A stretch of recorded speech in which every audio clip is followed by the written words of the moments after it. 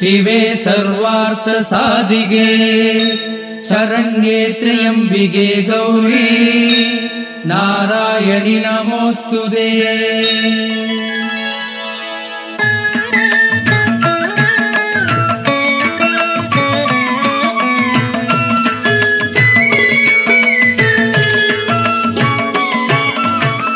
அஷ்டமியில் துர்க்கை இவள் அடிபணிந்தாள், கஷ்டங்கள் விலகி